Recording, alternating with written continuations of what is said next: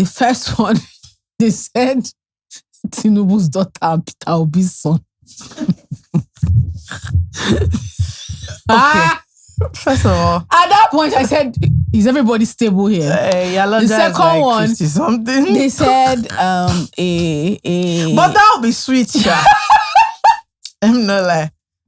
Firstly, we will not allow it to happen. Hello, boys and girls. Hello, all. How was the bounce? Your mood is unclear.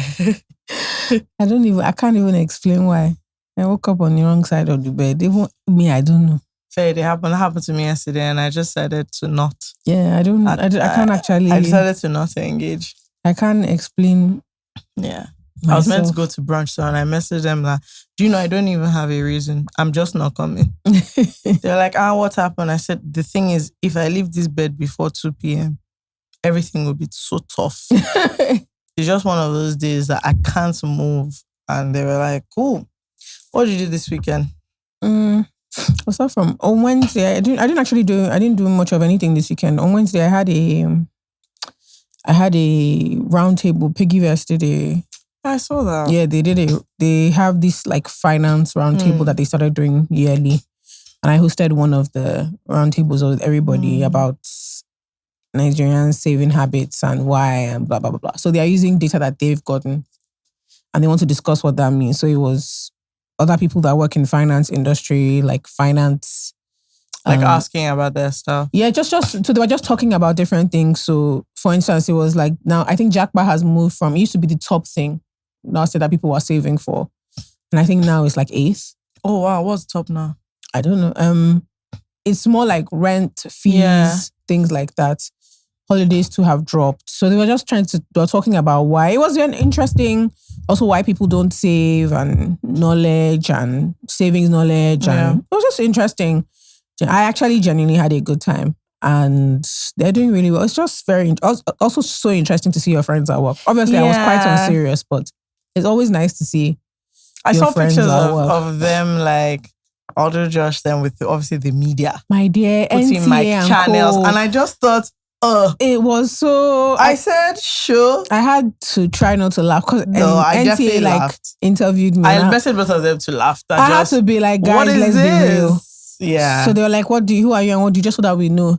So they said, let's just write media practitioner. I said, okay, sure. And then on Monday, was it on Monday? We went to... Was it on Monday that we went there? Where? Global Citizen. Oh yes, that was Monday because it was Obi's house. On Monday. On Monday, we went to a Global Citizen mixer and then we were at Obi's house for a hot 10 minutes before we left. Very exciting. Yeah, extremely exciting. Yeah. With one of our favorite Charlies. Yes, all the way from Kra. Yeah. So, what else? I think that was pretty much it. Then on Friday was a failed... Friday was a failed outing. Was it Friday or Saturday? Did you go to... One of the days. What day was group therapy supposed to be? Friday. Whatever that is, man. I had dinner. Did you go? Of course not. Of course not. Let me tell you. I was feeling so bad that I wasn't going. No. It seemed like they had a really, really, really good time. But it's one of those things where the person I was with needs increasing momentum. Like, you know, one of those, if we leave like this the house, hype needs to build. we're going, yeah. There's no rest. I wanted a rest. Mama, that rest on to, is even by force to go to these outings, see your age, relax, rest those creaky old bones. But yeah, I always have to give a shout. Whenever I eat it, I remember how good it is. At Small Circa, which is the only Circa we recognize. Yeah, we don't actually Debbie recognize introduced me to one meal. It's the snapper and dirty rice. Oh my God, it's so good. It's so good. And so I saw Soji yesterday and he was saying, Circa is the only place left in Lagos that serves like actual portions. Like that, he said when they brought the food, he was thinking, Nigeria to budget. Nah, that man is insane. But yeah. Speaking of Soji, sorry, the other day Soji sent me a picture of his breakfast, which was like 200. 12 million eggs. 12 million eggs, moi, fish, chicken. And like, I promise you, and just like a mountain of like protein and boy and thing. And then he now goes, I now said, kilo day now. He now goes, oh yeah, that this he's not eating for that's his diet. He's not eating for the rest. He's lost so much weight. He's lost. You guys, when I saw Soji of Sunday, I said, where's your stomach? He's lost. It has so actually much disappeared. weight. Anyway, it turns out he does like 24-hour intermittent fasting. So he doesn't eat no, but that meal. Okay, but you know why? Let me not lie, that meal, if you eat it. Do you know why that makes sense? Because he bought suya, right? And we're like, oh, won't you eat yours? So he was I can't remember what we were talking about. And so he just goes, I'm not eating well.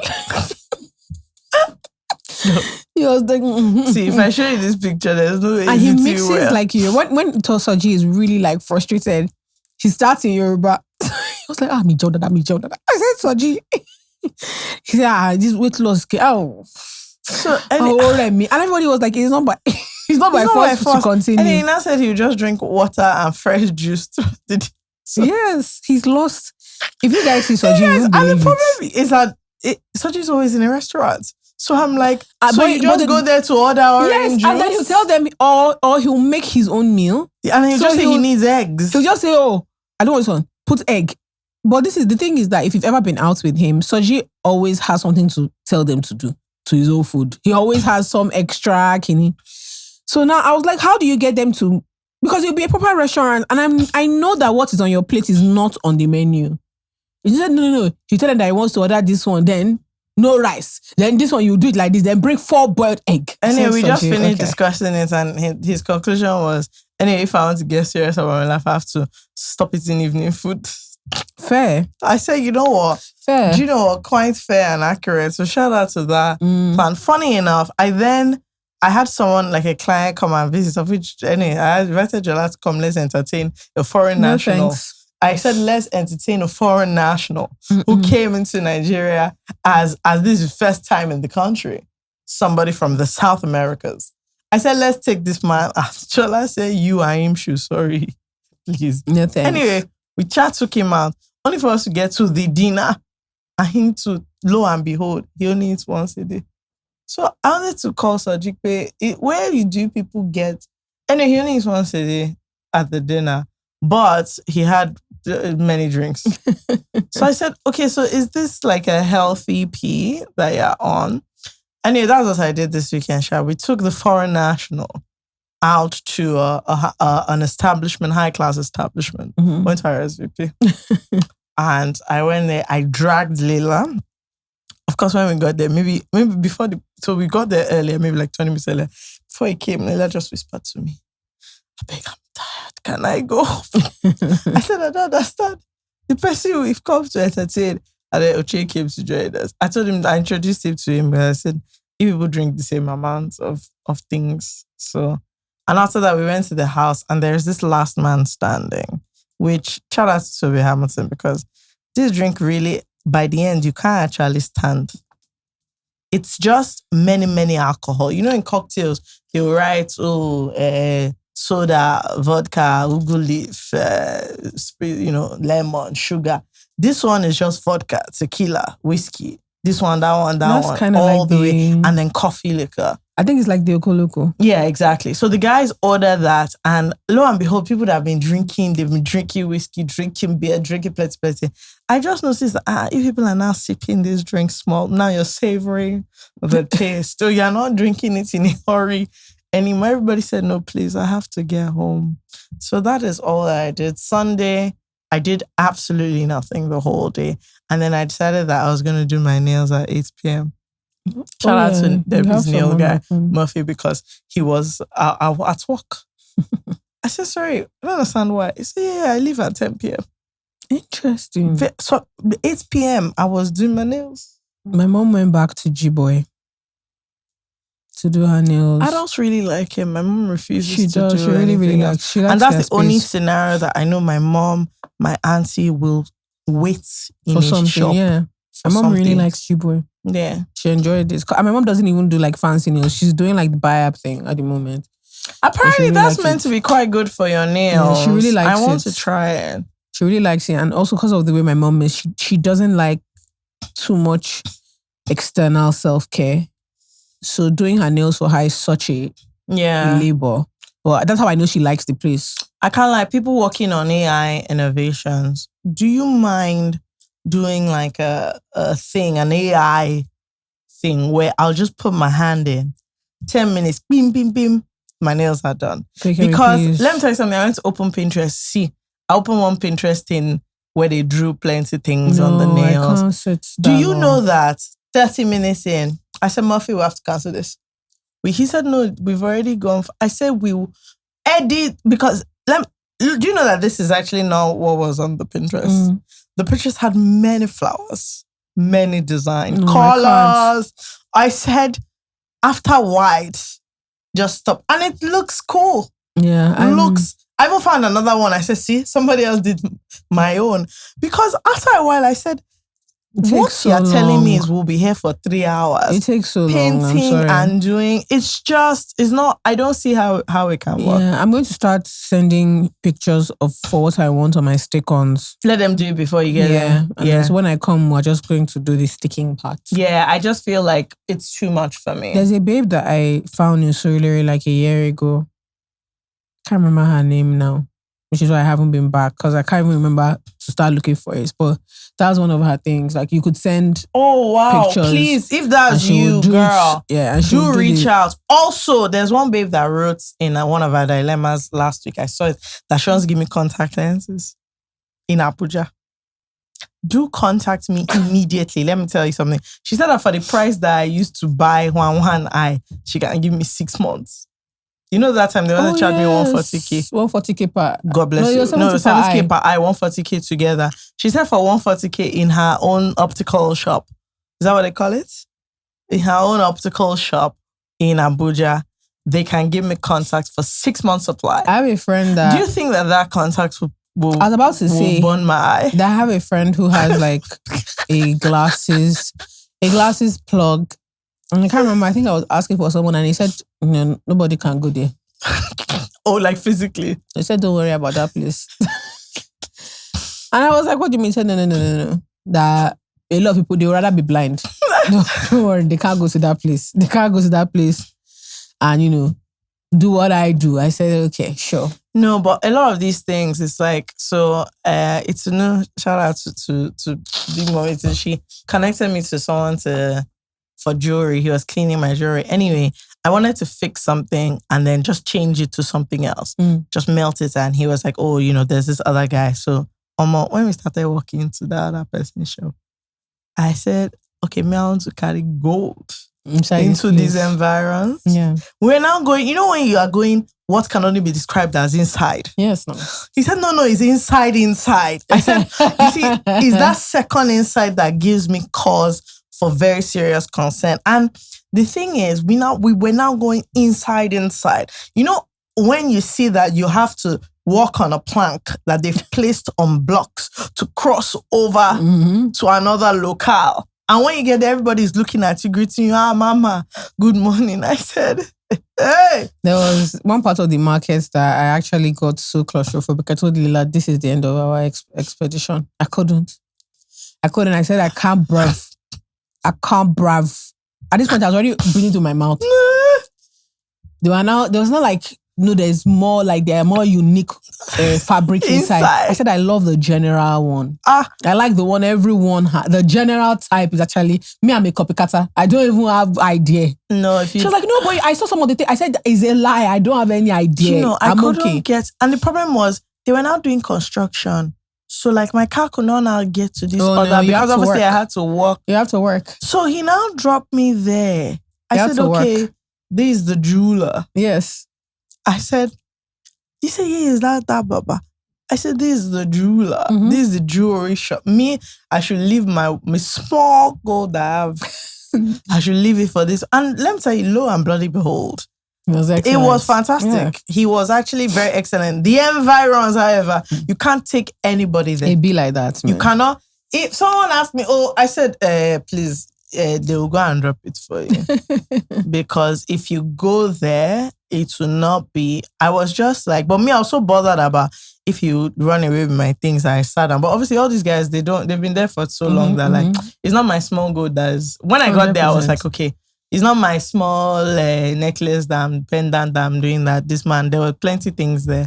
So I saw somebody's mopo waiting there for Interesting. Whereas before we do dilemmas, I can't forget, I have an unsafe space. I know this is early in the game for that, but it came up this morning. Okay. Very pressing on my mind. You guys, my problem with our generation is that the hateration and the dancery, we don't want to do it with our chest. What do I mean? Very good question. Now, I was talking to someone, this week was tough, this one, that one. She now goes, she had a similar experience with something like this, and she wouldn't wish it on her worst enemy. So the conversation finished. Literally, like, she messaged me last night, but I replied this morning, and she was just like, she went through a similar thing last year, and honestly, like, it was so horrible for her. She was so anxious, she wouldn't wish it on her worst enemy. On the way here, and I kept thinking, now imagine if I had a nemesis, a real nemesis, an enemy. Then I now have a worst enemy. I'll now not wish it on them. No, just imagine life is happening to you. Not that you did anything. Something bad is happening to you. Is your friend Yoruba? It's causing you to suffer. I was not thinking that God bless you. As a Yoruba person, if you fall down, you say it was I want you. So if my enemy is the one falling down, all of a sudden something bad will not happen to me. I'll now not wish it on my worst. I wanted to reply, we are lying. Why do we say this thing? It's a terrible statement. It's the English that because came up I with wish it on my was telling me like crazy. Let me tell you what it's the reason we say these things. Colonization. Honestly. Do you know what an enemy is? Forget enemy. Then your worst enemy is who you are gatekeeping the suffering. Yeah. Oh, so really, I also blame the real Christians because they mean it. Like, for instance, I'm not joking. I've mentioned this story before. There's someone that did my dad dirty. He has forgiven me and my brothers. No. So my dad is the kind of person that will say, I wouldn't wish it on my worst enemy. And me and my brother will say, we wished it. I wish it. We wished on a star. In fact, even more. On the moon, on the sky, and on the blood of Jesus. We wished on everything possible. If my worst enemy has siblings, so I even wished on all of them. What's going on? No, but just imagine, it's because we're not in times where we have enemy. No, we're also if we actually have, think about like, if you were like, as in, who's an enemy now? Okay, yeah, Batman. Good. And I love the Nigerian Batman, not Batman. Batman. And then the Joker. Batman now say, he wouldn't wish it. Excuse me. Let me tell you something. And that is why affliction keeps rising a third time. Yeah, multiple times. Second, third, fourth time. Why? Because you are over there. You say you don't wish it. And your worst enemy said, this is a fool. So really and truly, guys, I think we need to seriously consider wishing it on our worst enemy. And you know who would wish everything on his enemy? Drake. Kendrick.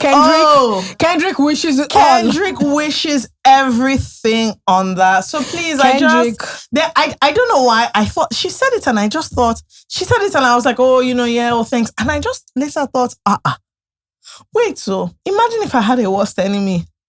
Then me, I'm suffering. I'll say I won't wish it. If like crazy, I wish it on them. What makes someone your worst enemy? That's the problem. We don't qualify as a worst enemy. No, what kind of things? Enemy is a really crazy thing to say. I know, but what kind of things? If we're like, this person is my enemy. If you're like trying to like destroy my life, like actually, like if you're trying to harm me physically, like as in you want me to be in a car accident, then you're my enemy. Or like, as in, I don't know, if you do something to my mom, you're my enemy. I mean, actual what enemy if your mom level. is a terrible person? That's also another matter. I've been thinking about you recently. People with terrible parents. You've been thinking about if your mom is terrible? No, people with terrible parents. Do they ever think, but you safe? Of course. Do you understand what I mean? Like every time their mom calls and it's like, somebody has done something, and your first thought is, I'm sure it's your girl, fault. it's you. No, normal. You are the problem. Normal. It's like when your friends tell you stories and like, or like something that happened and you're just thinking, this thing is your fault. But you can't say that. You have to be in support. Some people say that too. It depends on if the situation is light. You're fighting with someone in your office, but it's you that started it, fine. But like if you genuinely believe it's not your fault, I'm not going to tell you. Fair enough. So these are the things. Anyway, that's just what I want to advise everybody, that I genuinely think that your energy is best used wishing things on your worst enemy. Fair. Yeah. And I think that's one of the statements we should probably stop saying. Because unless it's like really like if you're my worst enemy, there's nothing that's happening to me that I don't wish on you. Yeah. So. Okay. Before we get into dilemmas, I have a little PSA. Boys and girls, please, we've come here today with a request. We've come to beg you. We are on our knees. Yeah. Don't forget that we're sitting down. Just imagine it with your mind. Please, they said, you people, you always ask us for many things. Like now, Beyonce won a Grammy. They said, have her on the podcast. Okay, no, good and fine. But how do we want to have her when you don't want to subscribe? You don't want to share the podcast? You don't want to download? What are the other things they do again? Everything. Follow, what again? Comment, and what again? Everything. All the things. Just do what you're supposed to do. Do the things, and then we'll have Beyonce. Very simple. Yeah. Okay? I even made a song. Do you want to hear my song? That's not the video we're doing right now. Okay, it matters. See. Because I need to clear my throat. Let me make sure that is in order. You don't remember the song? No, I want to make sure it's in order. Of what? Like, share, subscribe, and comment if you're not a bastard because it's important. That's another song. That's the whole song. That's the whole song. Okay, there's no chorus, hook. No need. Bridge. I'm somebody that I like to be brief, succinct. Tell them what to do. Let them get it in one go. See, you are talking. I did one line. But yeah, guys, you know what to do. Please. Yeah. Do all the it's things. important. It's important. It's important. And then they want Beyonce to come to a podcast with 40,000 subscribers. Thank you. When you people will not subscribe. See, lunatics. Sometimes you really upset me. Because we're going up and down. Oh, we're the biggest. Only for you to open there, we don't have up to 40,000 people. What's it? What's the essence? All right, guys, enjoy the rest of the episode. Don't let us be disgraced as a community, please. Don't let us be disgraced, please. Some people want to get involved in creative writing and they don't know where to go. So they think our agony aunt form you guys, there are things where that to can start only be writing, described as short stories. I would actually call it supernatural fiction. If we're actually going there, speculative fiction, you guys are really going all out with your imaginary friends. And I understand your plight. This country has gone to the dogs in such a way that writing programs no longer exist. There is no way for you to really develop your talents. I'm sorry to let you know that this is also not the place, and I'm also not the tutor for you. I wish you best of luck in your endeavors with your storytelling. There is a thriving, community of fiction readers in Nigeria. Yeah, and you can you can feel free. If nothing else, Chimamanda's book is coming out. Wait for it. You can feel free to start your own writing expedition anywhere you like. There are different, like my parents say, platforms. Jola did writing competition. You people didn't join that place. So please feel free next time to go elsewhere, but not here. Because I will delete them. Once they start getting fantastical, I delete them. Thank you so much. And God bless you. Over to you, Fekemi. Oh, what? Read something. Okay, sorry. All right, let's try and actually let me start with one. Please go ahead. That is this person calls themselves FK School Daughter. Right. Who says, "Good day, godmothers of the bounce. So I have a rant / call out. Is so crazy. How old does she think we are? / request for revenge. I just wanted to let my former best friend know that I know that she didn't travel to the East for Valentine's Day. She's a fan of I Said What I Said and listens. She also knows herself. The one that kissed my older brother on my birthday when his wife was at the party. You know yourself. Stop trying to reach me. I've blocked you everywhere and I will soon tell people what you did. My ex-boyfriend told me he doesn't believe in Valentine's Day, so I accepted. Next thing, because the two of you are not wise, you went to Vertigo together. I saw you people in the background of somebody's picture together on Twitter, and big fool like you left your social media location on. I hope you marry yourselves, though, because I know you have dashed him your STDs. Thank God I'm still okay. But lover boy, congratulations, you might have herpes. By now, I'm sure he knows it's fake bum you also, yeah. So my former best friend, consider the money you gave me to hold for you my own. Now please don't call me again. Keep telling people you have anxiety issues. It's a lie. You are just wicked and mad. Premiumly depressed she-goat. Maybe I'm sad now, but it's better than keeping snakes in my life. Fuck off forever. That, ladies and gentlemen, is how we're opening the show today. From FK School Daughter. No, that was honestly brilliant. Honestly, this is who you should give a righteous prize to. What? No. What? See, it is say write an impactful story less than 5 minutes. Look at it. Wow. Colorful, detailed, specific. No, you have to give it to her. No, I really have to give it to her. I so much love it. Not much to say. They say you should not reach out to her. Your money is gone. And that's a tough that one. you have venereal disease. That's what she said. That's what she said. According to the report. These are things we can either confirm nor deny. That babe was heated writing that thing. We don't know your own side of the story, but hopefully you listen to this and then you can take next steps. You and the ex-boyfriend. Hopefully for testing, SynLab is available to you. Do go for immediate testing.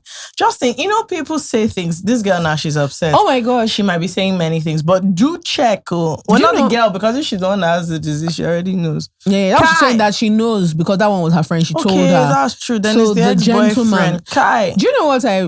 I went with someone to get tested for all sorts.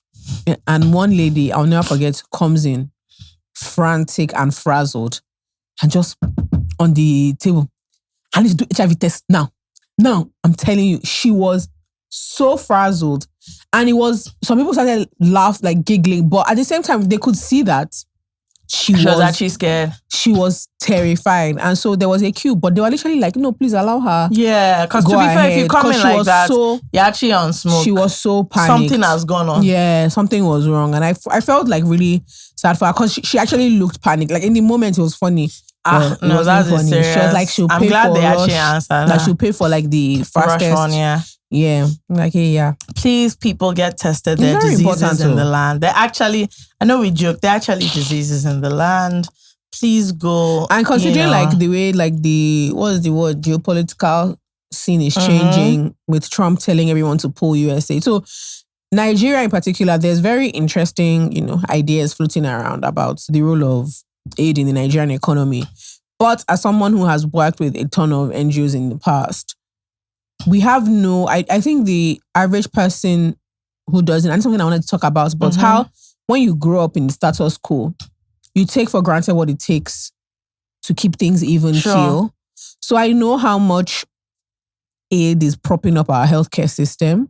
Yeah. And I don't think people are fully aware of how much, how many basic things are actually funded by different aid organizations. And USAID pulling out is not funny. No. Like a lot of, because people are talking about, people have lost their jobs. And I'm like, for countries like Nigeria, it's actually not the job issue. It's what he was doing. Yeah, it is at the lowest level of healthcare, the gaps that it has created. Yeah, crazy. So the importance of getting tested, I know like, if this holds in terms of like certain types of funding being pulled out, I know the amount of work, because I've worked with, the amount of work that was done to combat HIV and AIDS and even help people that have malaria, polio, and help people that have even like the free testing, all that kind of stuff was propped up by foreign aid. And I think we don't realize what is potentially about to happen. So everyone, please be careful. And be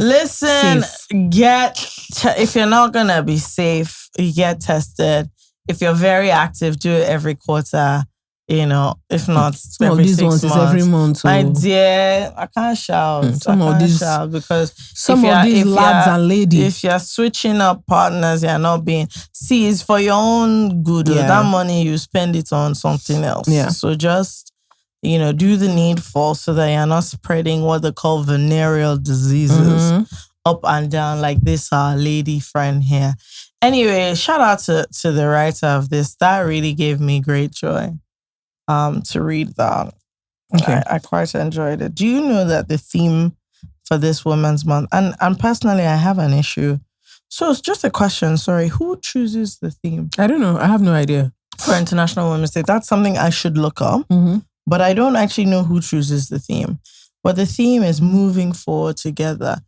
They said it's about education, women who are in education. So, the thing with my challenge about the themes, United Nations chooses the theme, very good and great, lovely organization, UN, nice one.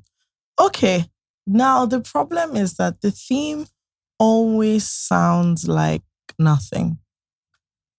Moving forward together as out to where, who and who. Do you know what I mean? Every year I'm always just like, apart from the funny hand movements they create, which people then do, I'm always just like, can we not make these things like a bit more, do you get?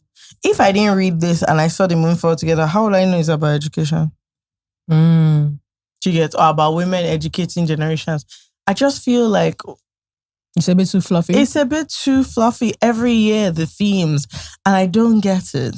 Neither do we. Yeah, I never get it. I every time I'm always just like, and then obviously you get all these invitations to talk about the International Women's Day themes, and I'm just like, okay, what does Kini meaning? Like, what was it really trying to say? I think my whole thing now is I'm a lot more invested in seeing like effect.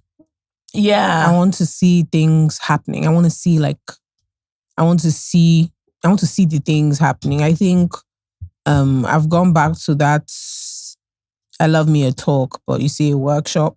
At least let's maybe, especially because this year is about education. Yeah. It is so now you that means all the International Women's Day things, somebody should be learning something. Gathering the same group of people that we all gathered last year to talk about overarching themes about being a woman, it's tired. And I just think if you work in a company and you're in charge of Women's Day work, please try to do something beyond these panels that we constantly put together with the same kind of rotating group of 15 women in Nigeria that speak on every International Women's Day panel. Since this one is about educating, women educating generations or whatsoever. Yeah. Maybe all the things we can do can be about learning. Yeah. Speaking of learning, there's something that we're working on with Grown-Upicity. So I don't know why I started that story. What do you mean? If you have money for us, bring it. Something we want to use it to do. Yes, we want. I think and we it's can like an education-based thing. No, not yet. So not until we finish. Okay, figuring out exactly what it is. Or like the nuts and bolts of how it's going to work, sorry. So we know exactly what it is, but the nuts and bolts of how it's going to work. Are there things you are looking to learn right now? Yes. How to make money. Okay, yes. That one is also relevant. That's what I want to learn. Important factor. What else? I want to learn how to make money. How to make more money. Okay, anything that's not about the more making of the money. I want to learn... Okay. What do you want to learn?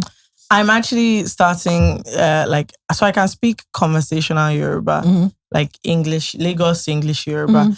I'm actually learning Yoruba again. Shout out to Frank Williams. He has a company called Lingawa. So I'm going to try that out. That's number one. Oh, that's nice. Yes. And then I'm also, you guys, can I just say that in very short order, I'm going to add AI expert to my bio. Let me tell you why. I signed up to not one, but 2 courses on AI. Okay. Yes.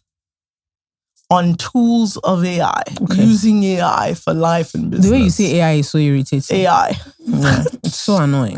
AI. Anyway, I'm going to be an expert in the AI. So everybody should be... AI? Yes. The AI. So everyone should be prepared for this. But I'm actually... So I thought about it over the weekend and I was like, the thing is that obviously I'm not that interested in tech in general, but I was like, I'm stressed a lot.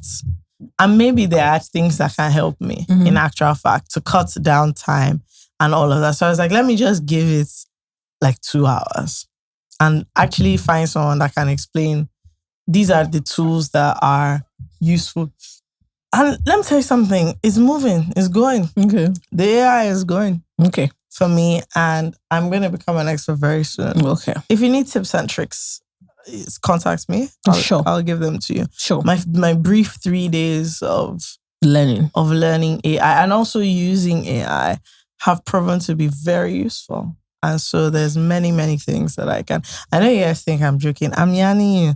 Even the making more money, I'm on it. I'm there. With the AI? Yeah. Okay. I'm there. I'm using up to 3 tools now. Okay. And I'm in it.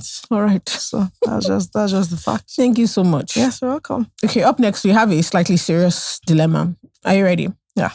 This person calls themselves an abortion would have been better. Ooh. Yep. Says, when I got pregnant, I was very aware that I had fucked up. Yes, I'm in a good relationship. I was raised in a home where it's better for you to die than come back home with such nonsense news. So I was terrified. My man was of the opinion that we could keep the baby if my family was my only obstacle. I'm 28.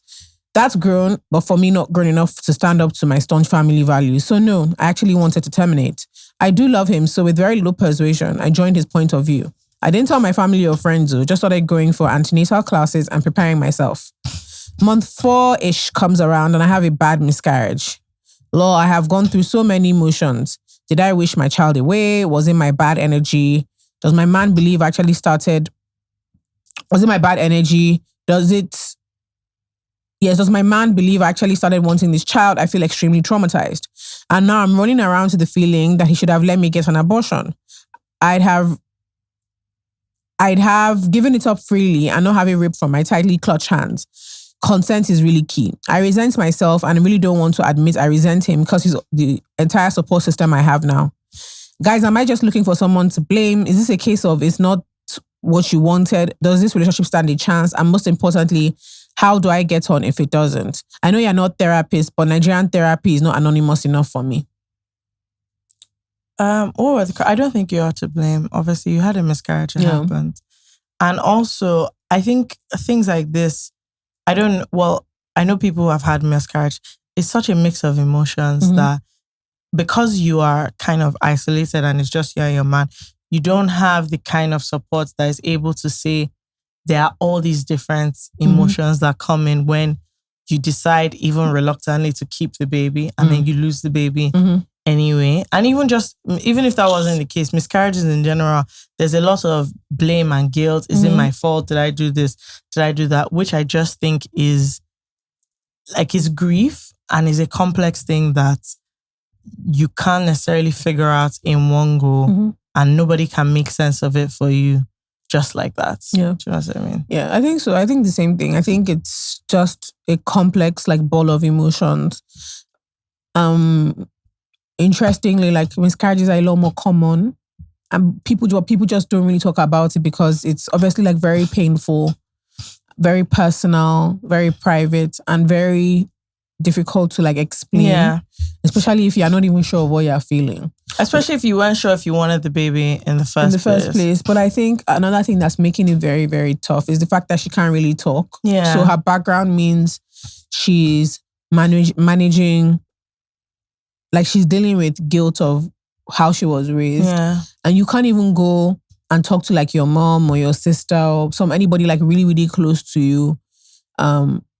Because you know how it's very tough when you are dealing with a family that has very strict moral boundaries. When you feel like you stepped outside of the line, it's very tough to go back because the mindset is not going to start with, oh my God, are you okay? There's the recrimination first. There'll still be that, which will push you down. It's almost like they first kick you while you're down and then everyone realizes that actually, okay, you're down, let's do something. But in that kicking, you've already you've made it worse. And so I'm really sorry. This is really, really tough. Yeah, but it's not you. And I don't think it's not your fault. Miscarriages happen it's literally not your all the time. fault. It's not any of those things. And you guys just had an unlucky go. It's just. And I get, we always rationalize things. I get the thinking of I should have had an abortion or less people, but abortions also come with a massive ball of emotions as well that are obviously different from this, but there is a grief there as well there too. And so I don't think kind of blaming yourself is good. In this situation, this is when I think the internet is amazing because I agree with you that Nigerian therapy is not anonymous enough. And I also agree that I also think if you decide that right now, this is not the time, you can't go and talk to or confide in your family and maybe your friends. I completely get it. But there are many, many tools online where you can talk to people.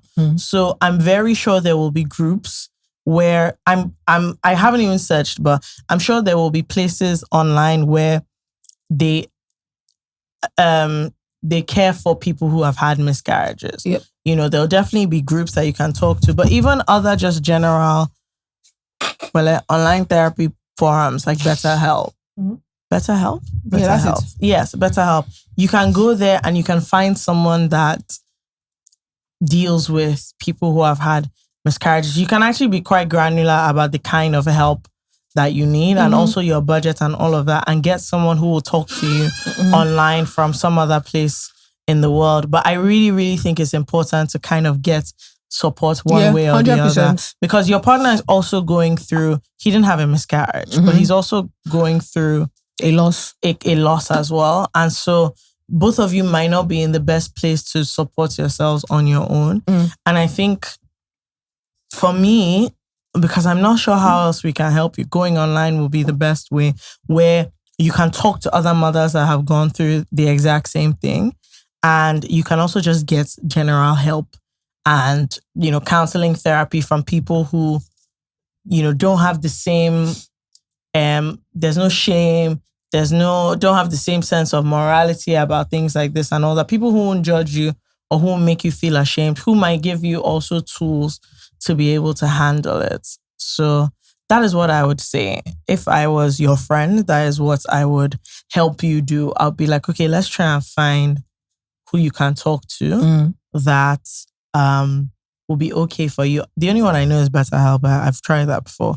But I'm also certain that there are groups specifically dedicated to 100% to women who 100%. Have had, you know, miscarriages and who are dealing with those emotions, and you'll definitely find a tribe there. And people who have been through it will be a very, very, very, very good source of comfort, because you then realize that all the things you are thinking and feeling is not just you. But that's really tough. That's actually really, really awful, because you sort of set your mind on, you know, now you're going to be a mother, you have this person, and you spend so much time, 4 months you've been preparing yourself for that. And this is outside of her. I'm not talking to her specifically. I'm so sad at how lopsided, and this is specifically with West African cultures, because this is where I found it the most. Because I remember when I had East African and even Southern African friends or acquaintances, something I realized that there's a switch that happens much earlier in a lot of other parts of the world, in terms of the amount of control your family has over you, right, and how they live with fear the older you get. Yeah. So I found a lot of people, particularly around, like, I'll talk about my own experience post-university. There was an intense attempt at the switch. Like, okay, you're an adult. Actually, probably from university, like 18, 19, like a big thing about owning your own decisions and making decisions about your life, and how we're here as a guide.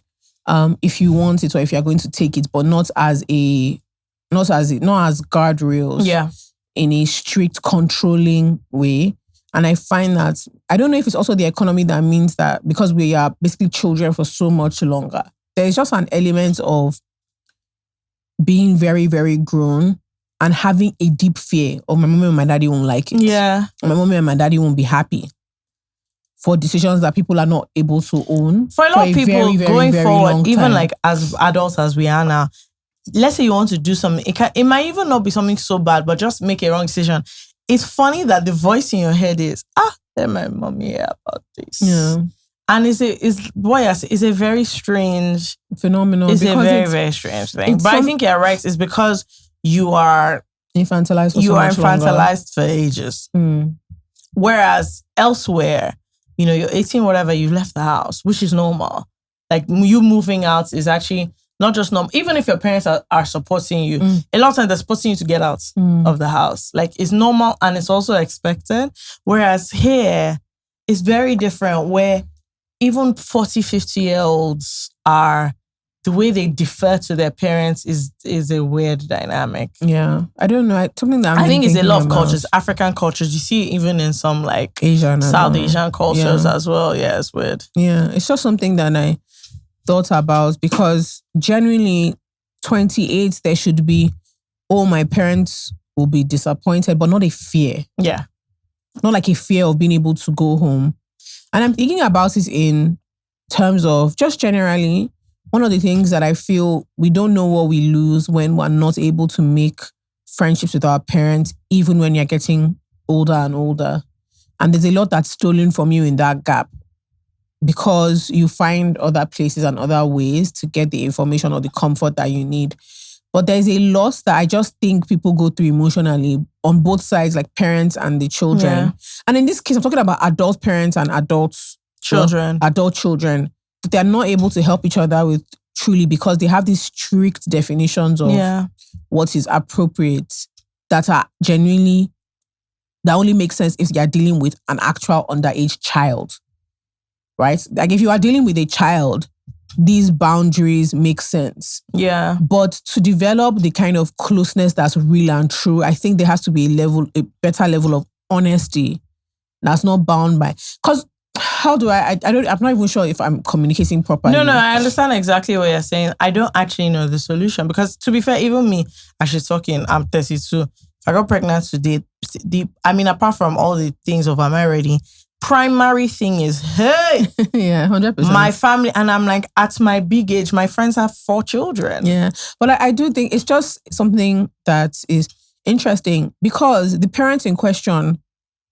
are very understanding outside of the family. Outside of this, yeah. And or there are things that if it happens to somebody else. Or there are things that they don't know or help you with, and there's a resentment that comes from that. How do I explain it? It's like, okay, let's say you're an adult, you're 22 years old, and I'm using 22 because it seems more acceptable, and you've had your first proper heartbreak, the one you can understand. And genuinely, there's no reason why you shouldn't be able to like talk to your parents. But you can't. Maybe because there's stuff that they're, or even 20, okay, then 23 is 25, 26, 27. You can't talk to your parents because you might say stuff. So with your friends, right, if you're able to say, oh, he was cheating on me, like, he left my house to go and stay with her. All you're thinking is your mom saying, so people are sleeping together.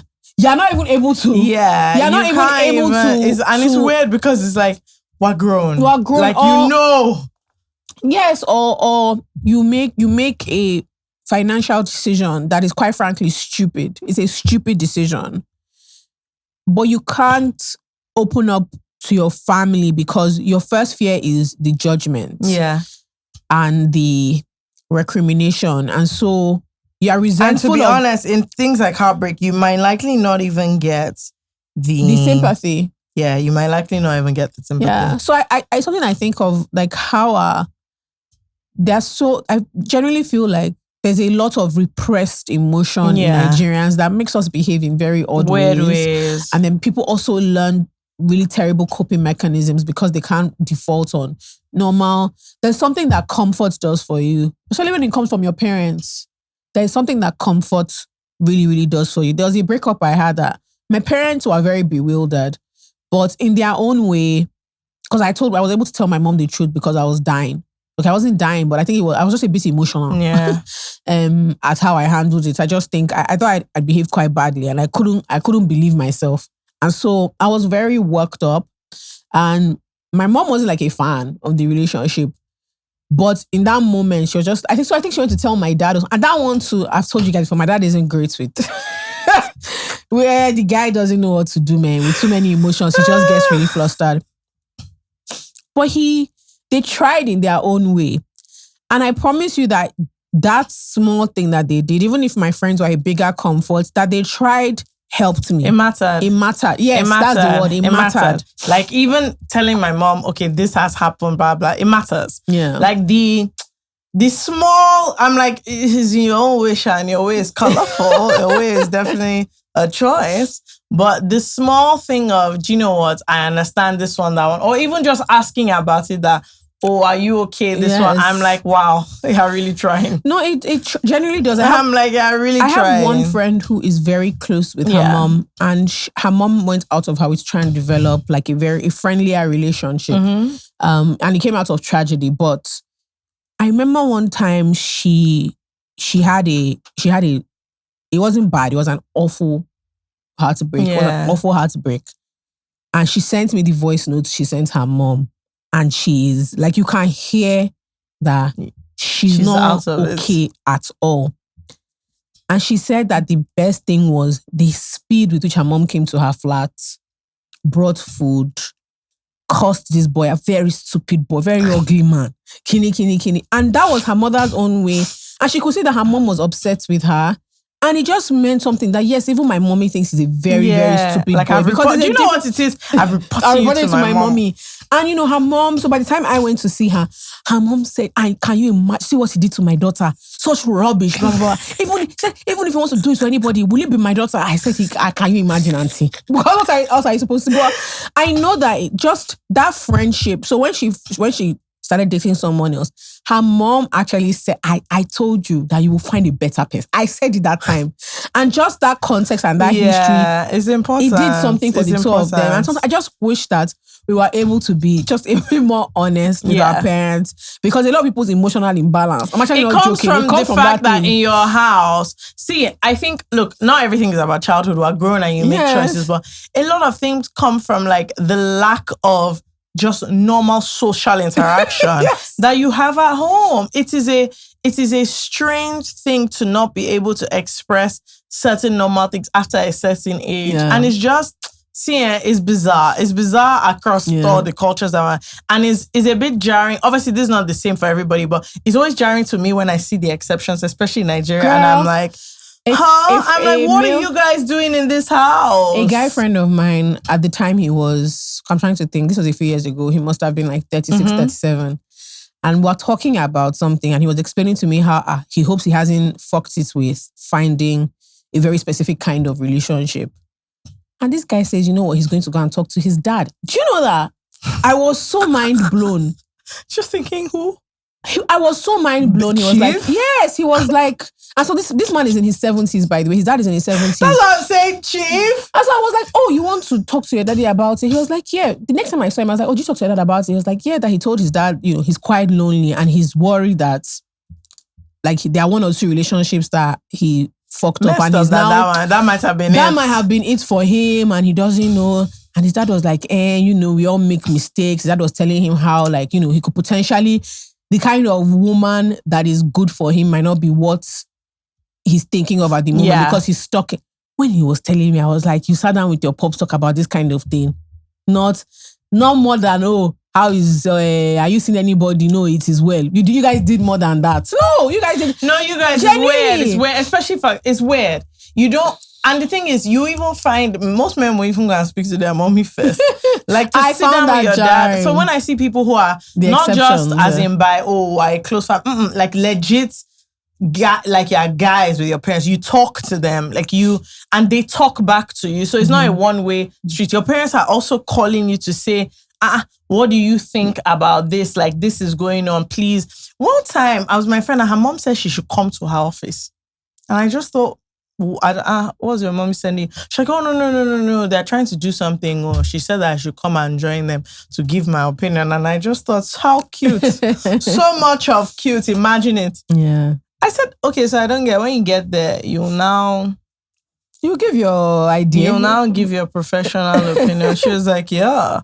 I just thought, wow, that's really fascinating. But I think it's important, even if growing up, obviously I didn't have that, you know. But now is a lot more. It's you can see that. I can tell that my parents are trying to make it like that, you know. And it's very interesting because sometimes I want to be free, and then I remember, this is not how it started, though. But you know what's fair enough. Let's all work on this. But yeah, it's a very interesting point. I think for parents, what there is to recognize is that you're actually losing out on like being able to impact your child. Like imagine later on when her parents find out, her family finds out that this happened. because, things come out. And I mean, to be fair, they might be more caught up in, but just if you actually sit back and just think, wow, you couldn't even be there. And this is a horrible thing to go through. You can't even be there to assist her. And the truth is that resentment will build. That resentment will surely build. There's no way I'm dealing with something on that scale and I don't start to think to myself, but the people who are meant to be there for me, like, no questions asked, I can't ask you any question. 100%. Yeah. All right. Up next, we have FK Sunglasses. Wow. Who says, I'm jealous of my little sister. Oh. As the oldest child and daughter, I've been held to impossible standards to set an example for my siblings. I've always felt like my parents experimented with me, but got it right with my siblings. And I've had to help out by sending them pocket money, moving apartments so my sister can have a place to stay, even taking out loans, which I'm still paying off, by the way, to help my mom pay my sister's master's tuition.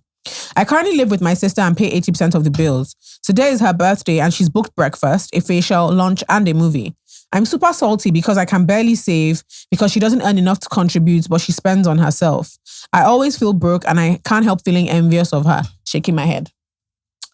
That's a confession. I don't know if Do you know wants what? advice. I think it's very good to identify how you're feeling. Yeah. It's a good thing to be able to say, I am actually jealous of my sister. Yes. So I think there's two things. The jealousy part, you have to check it. There's nothing you can do about that. You have to check it. You have to nip it in the bud.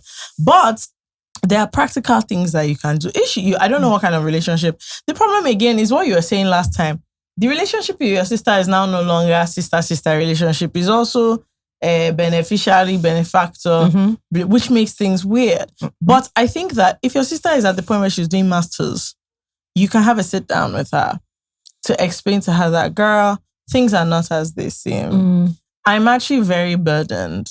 But and you have struggling. Money. I'm struggling and you have money to do facial. I'm not saying you should not do the facial, but like I want all of us to start being so for real in this. I think the problem is that even at the point where she's doing her masters, you are still taking it on as if she's a helpless child, which she is no longer. It is a blessing that you're able to help her, but you live with her. At some point, obviously she's not earning, she's still in school or whatever, but I think it's worth explaining to her how you feel. And just saying it, even if it does nothing else for you, at least it's there because, there's a thing where a lot of people think, oh, but yeah, as in, this is what you want to do now, you're fine. And I would actually have the conversation and then see how it goes from there because I don't know if she knows that this is how you're feeling. And you also don't want resentment to build up over something that like, you're doing it because it's your duty, but she didn't necessarily ask for that to be the nature of your relationship. It's just that she's fortunate to be the one on the receiving end. So I don't know. I would say something personally. All right. I agree with that. I think that's something that older siblings don't grapple with enough, which is the jealousy. Yeah. Of like, I really wish because I had... it is jealousy. Your situation in life is not what I meant. Yeah. And your siblings are also, nobody chooses the position they come to this world with. Nobody has plans for how their parents' lives are going to change or turn out, or the expectation. But I think, you cannot know how your parents are going to be. Yeah. I don't know. Those things are, well, luck of the draw again, like I say, but Fakem is right. Saying something, not like you're not blaming her, but you're just being honest about how you feel. All right. This person wrote their name and I'm not going to read it. I just saw that one. This person is called X. Says, so I've been on and off with this guy for about 5 years now. Every time we break up, it feels like the end of the world. But when we're back together, everything feels perfect. I know it's a lot and an emotional roller coaster. Like 1 minute we're laughing, the next minute we're screaming at each other over the pettiest things. I know it's unhealthy, but somehow I can't help myself. The thing is, there's a part of me that thrives on the intensity. When things are good, they're really good. And when things are bad, it's like I feel more alive in the chaos. Now I'm starting to wonder if I'm addicted to the drama. It's not a wonder, honey. You sure are. You sure are. Have you ever had anything like that? What? Where you know that this thing you're doing is unhealthy, but hey. Yeah, but like I was younger and honestly, The thing about, I always say that bad boys are always appealing until you date one. And then it's a very good thing to do, because if you're a sensible person, what will happen is very swiftly you realize that bad that they put in front is very key. You are addicted to the drama. Yeah. Well, maybe not. Addicted is a strong word, but like you're enjoying the talk. There's something romanticized and sweet about, everything is so crazy, so passionate. This one we're arguing, we're making up, we're doing. My dear, it was so tired. Fight harder, love harder. They be doing love harder, fight harder. Don't look for peace. You see, there's nothing to say to this kind of person. You miss it in front. Yeah. You miss it in front. The thing is, when you're tired, nobody will have to tell you that this thing that you're doing is rubbish. So you'll miss it in front and there's no issue there. That's just how I feel. I think a lot of these things, you have to just allow people run through. My cousin turned 23 the other day. Shout out Ray Ray. And she was now saying to me that I always say that I didn't have any meaningful relationships as in with men until I was 23. So what are the tips and tricks? I said, my sister, when you get to the front, you see everything there is. That whatever I tell you now, Ikuku will not answer me. So I don't even really see the point. I think with things like the drama, there's some people I know who really, like, their relationship have been their relationship has going on for a long time. Yeah. And they're still inside the drama. And Fair. I personally am of the opinion that the drama is half of us keeping the relationship going. They always have something to look forward to because they're always fighting. And they're always fighting and making up and fighting and making up. And excuse me, at this point, all of us have learned that like this, they're not going to get tired of it. They find it very exciting. I think they love it. But personally, I will get bored of that really quickly. So I think it's just where you are in life, how you see it. Please have one. Okay. Man, the friendship dynamics are always a big thing. Also, please, let's try and keep everything succinct. Yeah, people, Everything you guys, is some so of you type long. really long things. It's not that I don't want to read your thing. Everything is so long these days, to be sincere. Okay. Hello, Jola and FK. This is going to be a long read. Yeah. Tell me if I overreacted. Backstory, yeah. I met this girl in camp. We connected and I liked her immediately because we're from the same place. I was new to the States and I wanted to make some new friends. So we vibed after camp. After a while, that means we'd have been friends for about 6 months at the time. There was a vacant flat in her estate and I moved there excited that I was going to be closer to my friend, in quotes. When I was moving, she didn't come to assist not once. I came only to visit after 2 weeks despite the proximity. One night, we decided to hang out, and on our way back, we met a neighbor of mine that moved in around the same time as me. So this said neighbor, it's not like I was all too familiar with him, as it has been less than 2 months since I moved in. He picked us and dropped her off before driving us, that's her and him, to the house. Then he asked me about my friend, said she was pretty, and basically chiking her through me. I haven't heard the word chiking in so such a long time. That's crazy. That's how you know this person is. I swear, aged. Or they have older siblings. Yeah, as a good friend, I eagerly sent her a message and said, so and so said he likes you, blah, blah, blah. Do you know the next day she was at my apartment, making it the second time she had been there in the 2 months. I informed the said neighbor and left the house to give them privacy. Next morning by 9 a.m., I heard the knock and it was this same girl in my house. And she was like, she came because she made plans to play Ludo with my neighbor, but she was going to his apartment. I was cross because you come here 2 times in a row when I have been begging you to visit me for over 2 months. That night, she left by past 11 after arriving by 9 a.m. And let me not lie, I chided her, this babe. Not only are you of age, you grew up in the church. Chided?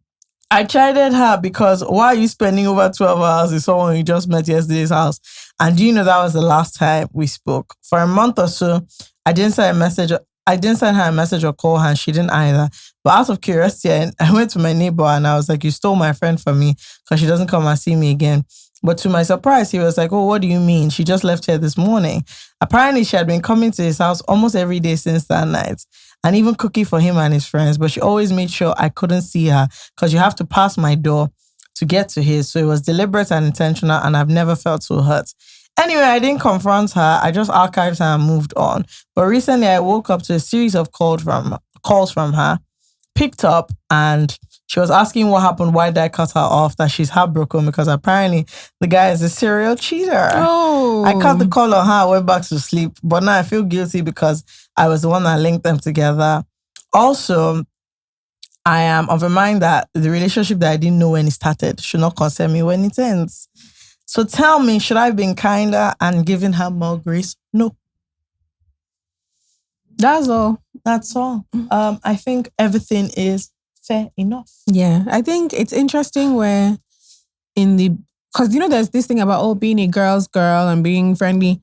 There's something about also protecting yourself. Yeah. She doesn't care about you. You're just a placeholder till she finds a new relationship. Yeah. And, now she's feeling a bit sad and sorry for herself. She has your time. And it'll be one thing if it was that there was a clear struggle. She was struggling to balance spending time between the two of you. But she didn't care for you that much She didn't even give a damn. until the relationship ended. So you don't have to be that crutch. You can decide to be, but like you can decide wrong. to be kind to her. But did you overreact? No, you did simply not. just treated her the same way she had been treating you all the time. So it's up to you if you want to continue to be her friend or not. But she clearly didn't want to involve you in the one she was doing. So this one, but now that it has casted, now you want to call me. What do you want to do here? And I think it's just so crazy because you see, I don't like things like this. You're literally in my building. What is the big deal? Anyway, she doesn't like you. She doesn't care about you. That's the truth. And that's what this has revealed. It's actually not a big deal because you can date my neighbor. There's no problem. But if you're dating my neighbor, I expect that at least he'll be annoying for 1 to 2 hours per day. Then you come to my house. Which one is you're literally next door? But if she didn't even come, but the thing is, she didn't visit you before she met the neighbor. Mm-hmm. So actually, she doesn't give a damn. The thing with camp friendships is there's proximity. All right. So 2 of you are there every day. When you leave camp, a lot of times it's like, all right, you get out of here. Yeah. You now found a flat in her estate onto a best friend, sister in the Lord. And she's like, girl, I don't like you like that. Mm-hmm, mm-hmm. So I think what's happening is that your own eye is clearing. Oh, also, she is also like, she's also trying to use you to try and get gist about like what said neighbor is doing. Yeah, I promise you that her main interest in this is that neighbor that you have. So, and also you didn't link them. You introduced 2 grown human beings. That's all. And that's fine. Let anyone that wants to do, they did not tell you about it. In fact, he was the one that told you that she's in his house every day, which is also, he probably was irritated. So listen, I don't think you've done anything wrong. And I think you should stop feeling bad with immediacy because as we previously said, that girl does not feel bad about you. She's calling you because all of a sudden she needs comfort and help and she doesn't have anybody to call. Again, that's it. How that friend she was hanging out with when she was not talking to you, she should go and phone them about the 100%. man. Yeah. I have one that's a little interesting. Okay. This person calls themselves Aaron Pierre's stalker. Right. Says, hi guys, what's up? I'm here. Oh. I can't tell you how many times I've watched the Aaron Pierre video. It's been a minute since I polished some wood. And I'm actually climbing up a wall. I took in my best friend's daughter after she died. What's happening? The lingo is crazy. I took in my best friend's daughter after she died 2 years ago, and it's affected my dating life. I take her as my kid and love her with all my heart, but people keep saying men avoid single mothers, and that's what I've become. My mom is putting crazy pressure on me to give her up. She has UK citizenship, so she can actually go into the care system, but the thought of that breaks my heart completely, so I can't do that. She's 4 now. Do you have any advice for me on how I can polish some wood while being a responsible adult? I have no help with her. So going out to meet people between work and her, my time is quite limited. This is a serious issue, but I just want to say that saying polishing your wood is like all those people that say your flower. What is happening? Why are we talking as in, where is the wood in this analogy? Did you do biology? So that I can explain it to you in a way you will know. Because I'm just saying because I've never heard this one. What, polished wood? Yeah. What do you never heard somebody say polishing wood? No, I've never heard this used like this. Oh, right. No, I know, but obviously, but if I would, I know that's where we're going. But how did she get there? I know she's British, so maybe it's advanced. Listen, please don't give up the girl. Please. Please. Please. Oh, I'm on my knees. For God's fuck, please. Please. I can't. Those men are bad in bed. You can't give the girl up because you want to hang your leg. Because of Mr. Shin that you say you want to buy to polish the wood. You want to give up the girl? Please. No. First of all, number one, buy Mr. Shin. Go to your nearest and Summers in England. We can start there. And purchase several items. Your wood will be polished, chipped. It can't even break. Okay? That's even number one. But if you want to meet people, if you want to, this is the truth. Like, I understand that it's a hard ask to become a mother overnight. Yeah. But the other option is something you clearly can't bear because you would have let her go. I'm actually begging you. No. What I mean is that she would have let her go into care already if she cared. It's clear to me you're not going to do that. Yeah. Anyone that's taking on their best friend's daughter is also not putting them in the care system. And your mom is an up. In this context. In this context, she's not in general, weird. but in this context about the girl. Mommy, please now. A 4-year-old. Onto marriage, you want her to leave that code down now. But you know, a lot of women are just like, sis, somebody from someone else's family. But I know someone who used to lie that she had a kid, and she had a whole thing about you shouldn't let them know, you should let them know, and it was genuinely because she had bought into the idea that men don't like women with children. And I kept saying, but what is the plan?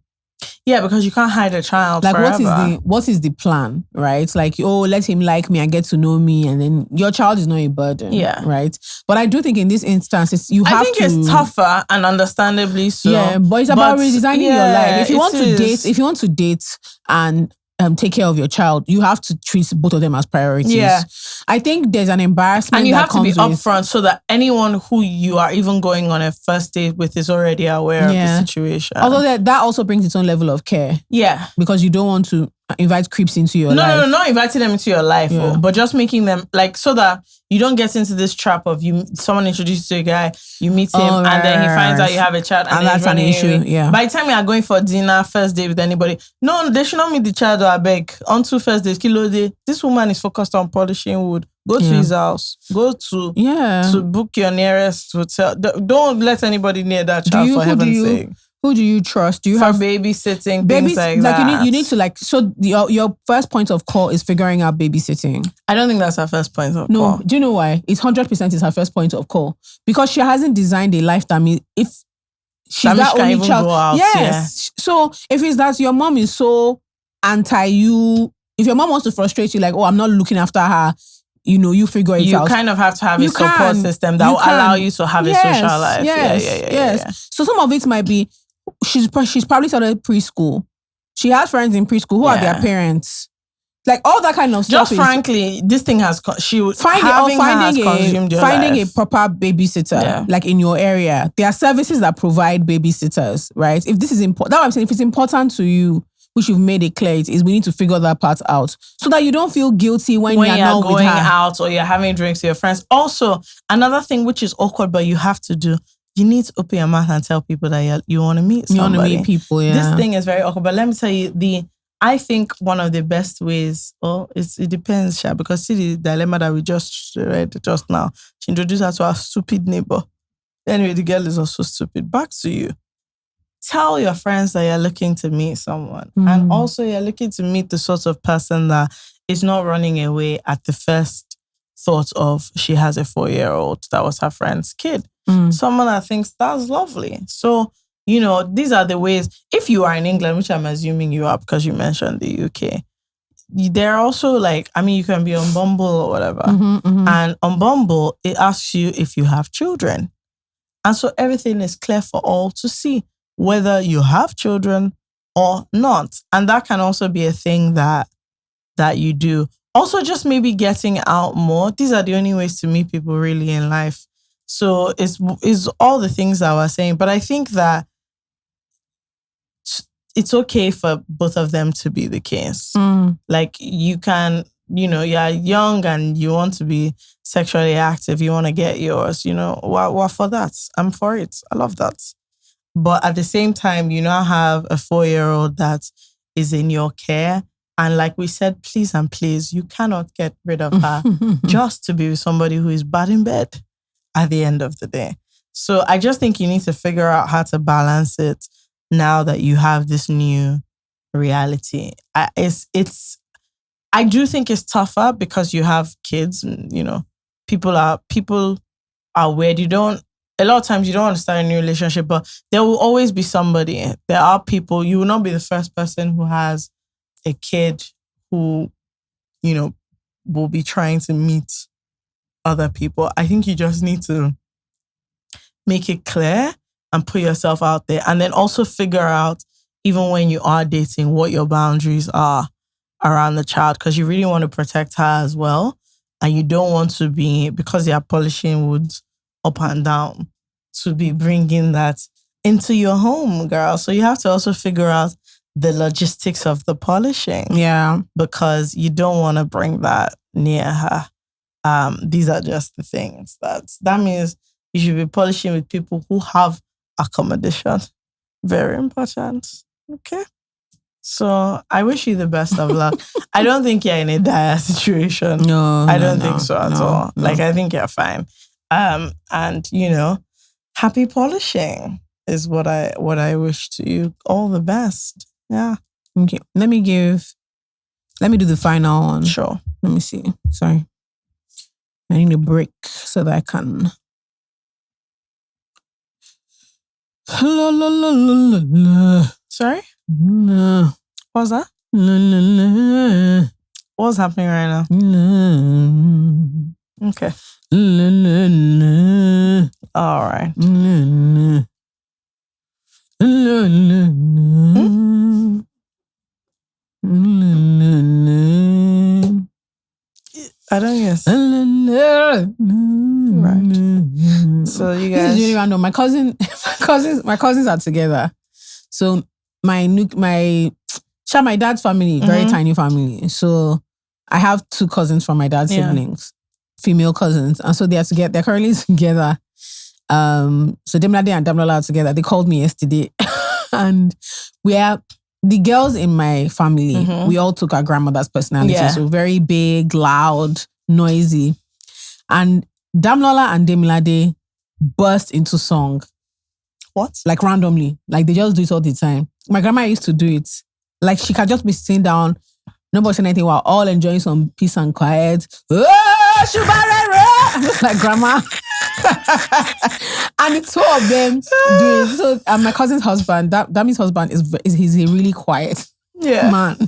And she said yesterday, and they do this thing where they like Nigerianize a song. So they can, let's say they are singing, what song can they sing? They 2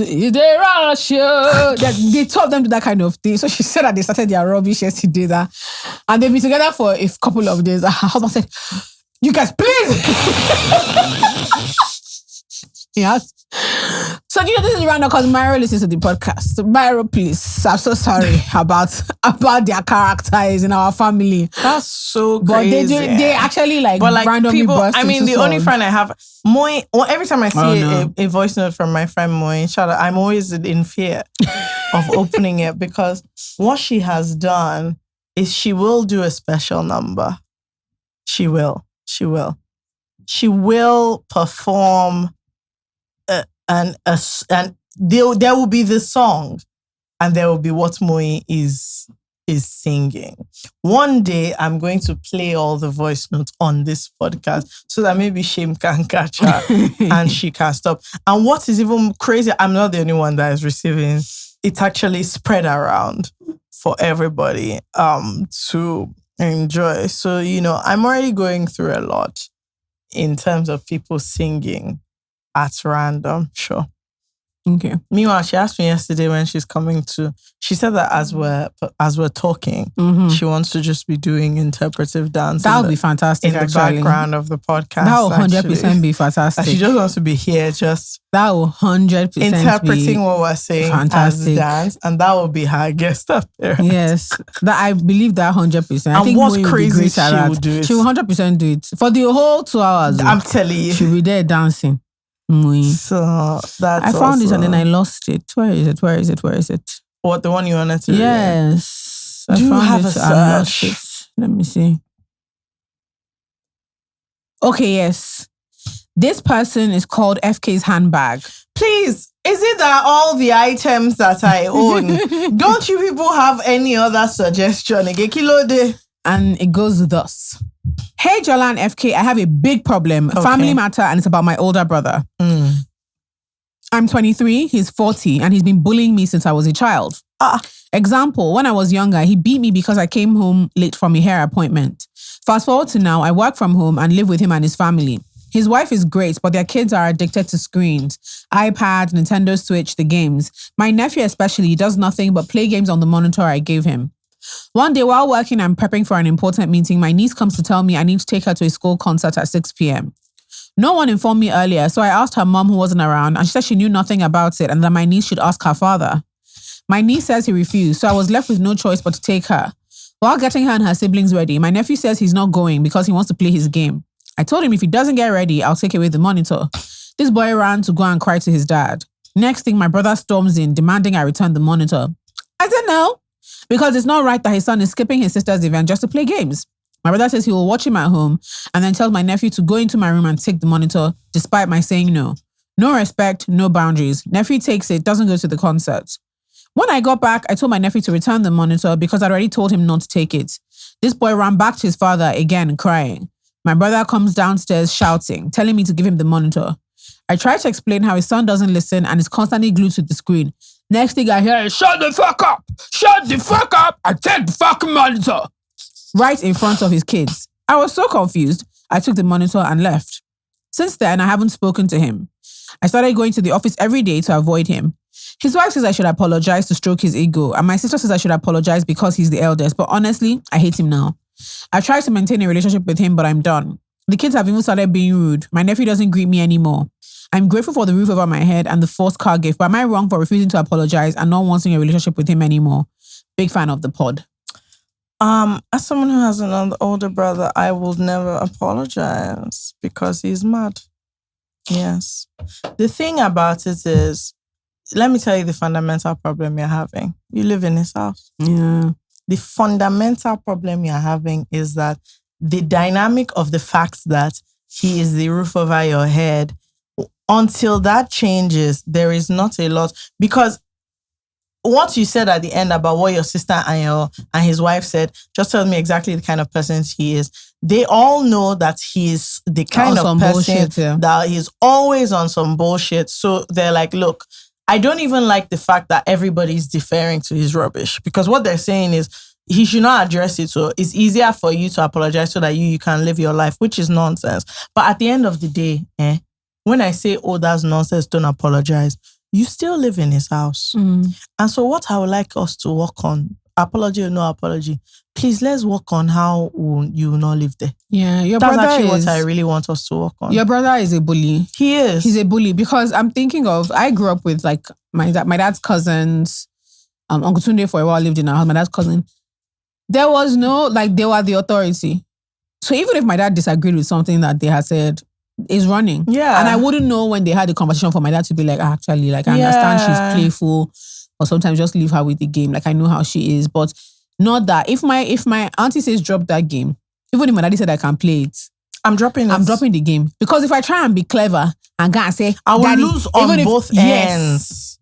If my auntie tells me now that I should do see, the question of, oh, did you ask mommy? I don't need to ask, because when she calls mommy to tell her that she said so, mommy is then going to call me and insult me. What sort of rubbish is that? And the thing is, it is even possible that mommy doesn't agree with her, which is not the point. The point is, who the hell do I think I am? Yeah. That her sister told me something, then me, I said I will not do it. Now, it's for them to decide whether she should have said it or not. Yeah. But as far as I'm personally concerned, am I okay? So, look, we have this thing, whenever we go for family lunch or something, if all the adults are sitting down and my little cousins are sitting at the end, and normally they're always on some bullshit. They're doing rubbish. My auntie will just say, please, the nearest older person, help me knock his head. And the fact is, I always have great joy in knocking their head. Why? Your mommy said so. Your mommy said so. So even me with my cousins who are not that much younger than me, if I say, yo, stand up, the question of, oh, how, what, excuse me, When they now don't answer, I'm always overjoyed because I never have to say anything. From the back, I've heard their mommy shouting that, did you not hear what she said? So I think the problem is that nobody is addressing, you have to stand up to bullies, but it is tough to stand up to somebody who is providing accommodation. Whilst I want you to do what's right for you, you cannot bite the hand that is feeding you. Yeah. We have to be practical here. Also, like your brother thinks of you as a child. He was 17 when you were born. He thinks of you as a baby. And clearly nobody, I'm not and sure he hasn't grown out of it. So he hasn't. Do you know how he's treating it? He's treating it like... You're also one of the children. Yes. So almost like the 3 children are fighting.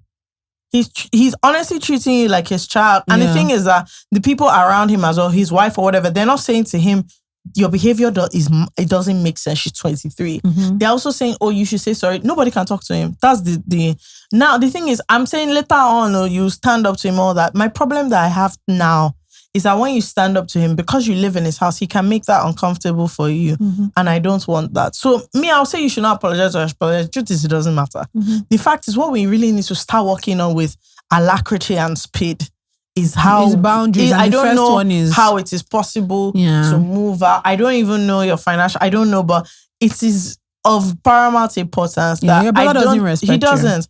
And I don't think your relationship can change because you're demanding respect, and he's always going to be like, ultimately, you live inside my house. What are you saying? No. And so anybody that doesn't already see you as a human being, then you're now dependent on them for accommodation. As in, very soon you start telling you to go to your room. That's another dynamic that I don't understand how is a thing quite a number of Nigerian families accept, where an older male sibling is allowed to physically discipline a younger female sibling. And people are probably thinking, 17 years. The thing is, I've seen it with where your sister who is 17 years older than you is not allowed to. Yeah. But for some reason, the guy is. And I think that there's an abusive turn it can take. I know someone who had an awful, awful experience because her brother was allowed to discipline her. Yeah. He used to beat her up. But he was like 2 or 3 years older. And he just had an anger problem. And he would beat his sister, beat her. Like he used to punch, he used to beat her up. And I've seen people also allude to it on social media, how their parents would allow or even encourage. So there was a whole thing of just wait till your brother comes. And it wasn't from a respect thing, it was fear in terms of your brother is allowed to physically discipline you. And I think that that's a very odd situation, particularly in this case where it is not outgrown. You're 23 and he's 40 years old and he's screaming at you in front of children, cussing at you, not allowing you to discipline or exercise authority in the household, even though the children are wrong, even though the child is wrong. It's insane. I think it's insane. It's insane behavior. Because in that moment, what is more important than disciplining his own child is the thought of who the hell are you to be talking to my son? And it's not something that's going to change because the household runs based on his moods and his personality. I'm sorry. If I'm being realistic, I can say, stand up for yourself. He shouldn't treat you like all of this is true. But the fact is that you live in his house 100%. And until that situation changes, it's going to be very difficult for you to actually stand your ground. Yeah. Because if you can put up a boundary where it's I don't have to take this shit from you. I don't actually have to talk to you. You cannot say that when you're in a room in his house that you now not talk to him. You can do your best to kind of distance yourself. But there's only so far you can go when you people are in the same house. Mm-hmm. And so to me, what I would really make my aim for the year is leaving that place. Because it can't even be good for your own mental health. It can't be good. It can't be good at all for anybody involved. That's just the truth of the matter. And now those nonsense children are talking to you anyhow. Just imagine the rubbish. Being rude, not greeting you. It's very odd. It's very odd. And he can't even tell them, even from a point of view of this is not how you behave in life. So look, I don't think as far as you're there, I don't know that he doesn't sound like someone that this is not one of those things where I'm going to say, sit down and have a conversation. Please don't have any conversation with this man. Mm-hmm. Don't even say anything to him. He's not hearing you. Mm-hmm. So I don't know how everyone has left him to his devices, but you can only stand up to him when you are not dependent on him in any way. I think you can have boundaries while you're in the house. You don't have to talk to him except for when absolutely necessary. I would also kind of draw my line around that. I would day my day, face my room, if you are just with the wife or whatever, that's fine. And you two don't talk to the children. But that also means that you cannot take her to any concerts. Yeah. You cannot take the boy anywhere. You can't send them on errands, they should. If they're gonna be rude to you, yeah, it's fair enough. You draw the boundary. But ultimately, just understand that any boundary you draw, this is a mad person, and he can use the fact that you live in his house against you at any point. Mm-hmm. So yeah. All right, guys, these are our dilemmas done. If you want to send us a dilemma, you can check our website, www.isaidwhatIsaidpodcast.com, or you can check on Instagram. We have a link tree, I think. And then you can, fill in non-fable dilemmas there if you don't mind. I'm not in the mood to judge also, creative you guys, writing. please, on certain platforms, you can actually rate the podcast. Oh, yeah. Can you do that? Yes, Can you guys please. just pause what you're doing now? 5 stars. Yes. Don't worry about anything else. Yeah. Just rate it 5 stars. And share it. Let's hear a word. Just rate it 5 stars and keep it moving. Yeah. I don't want to start thinking, what should you rate it? No, 5 stars. Okay? Somebody had a suggestion on the podcast. She said it took her a whole season to know who is FK and who is Chola. Boys and girls, please, we've come here today with a request. We've come to beg you. We are on our knees. Yeah. Don't forget that we're sitting down. Just imagine it with your mind. Please, they say, you people, you always ask us for many things. Like now, Beyonce won a Grammy. They said, have her on the podcast. Okay, no, good and fine. But how do you want to have her when you don't want to subscribe? You don't want to share the podcast? You don't want to download? What are the other things they do again? Everything. Follow, what again? Comment, and what again? Everything. All the things. Just do what you're supposed to do. Do the things, and then we'll have Beyonce. Very simple. Yeah. Okay? I even made a song. Do you want to hear my song? That's not the video we're doing right now. It's now. Okay, go ahead. It matters. See. Because I need to clear my throat. Let me make sure that is in order. You don't remember the song? No, I want to make sure it's in order. Of what? Like, share, subscribe, and comment if you're not a bastard, because it's important. That's another song. That's the whole song. That's the whole song. Okay, there's no chorus, hook. No need. Bridge. I'm somebody that I like to be brief, succinct. Tell them what to do. Let them get it in one go. See, you are talking. I did one line. But yeah, guys, you know what to do. Please. Yeah. Do all the it's things. important. It's important. It's important. And then they want Beyonce to come to a podcast with 40,000 subscribers. Thank you. When you people will not subscribe. See, lunatics. Sometimes you really upset me. Because we're going up and down. Oh, we're the biggest. Only for you to open there, we don't have up to 40,000 people. What is it? What's the essence? All right, guys, enjoy the rest of the episode. Don't let us be disgraced as a community, please. Don't let us be disgraced, please. You're joking. Yeah, people don't know who we are. So they were like, we need to introduce ourselves. This happens often. So funny enough, so I was on the phone to someone in Hanzarene. Yeah. Because I was like, it was a pickup, so I obviously was not the one going. And then she just goes, this is I said what I said. One of you. And she was like, I'm such a big fan. And I was like, I was waiting for her to figure out which. She said, my president. I said, okay. So we're here. Anyway, my sister, you didn't give me discount, but shout out to the fan base anyway. Yeah. So that was kind of lovely. But that happens very often where you can literally see people hear our voices and like, try to figure it out. Which one are you? Yeah, don't worry. Maybe next week we'll start doing hi, my name is Jola, hi, my name is something like that. Or if we do it, will you, in the middle, will you still know? They said that we should be doing this in the beginning. Maybe people remember. Speaking of the community, fine. Let me tell you how sweet people are. Someone that listens to the podcast went to Chimamanda's book signing and got me a signed book. No, I'm telling you. Oh, that's too sweet. So that's so sweet. Thank you, That's darling. actually very lovely. She was so sweet. She went. I'm very into that. Yes. I really like that. That's very kind and very sweet. That's in fact, the book is our book of the month in my book club. I'm so excited. I might join. I really want to read this. So excited. I've not read a book in a very long time. I'm going back to taking my book club very, very seriously. Last year I was a bit drained, but I'm really excited. We had a book club meeting last week, at the end of last week on Thursday. And I didn't choose a book of the month for February. Yeah. So we were just talking about like romance novels and romance tropes and stuff. And it was so fun because I was hearing different things that people like. So some people are like, they like enemies to lovers. Some people are like, they hate friends to enemies. Or friends to lovers. What are you looking at? Please, can I ask you if you saw a post that I had to comment on? Speaking of romance, with Debbie, the producer, put out in a public forum that where can she find meals and boons at her age? Deborah. Meals and bones. No, it's actually they sell them in the market. Okay, is that the question? Sorry, don't be annoyed. I have some. I'll send you a plug that will buy you. That will give you meals and bones. The doctor who loved me. Oh God. Everybody's always loins. The sheikh who needed me. God. No, that's a whole. There's doctors. It's always me and the farm boy, the farmer, the farmer's daughter, and the cow. Just every time.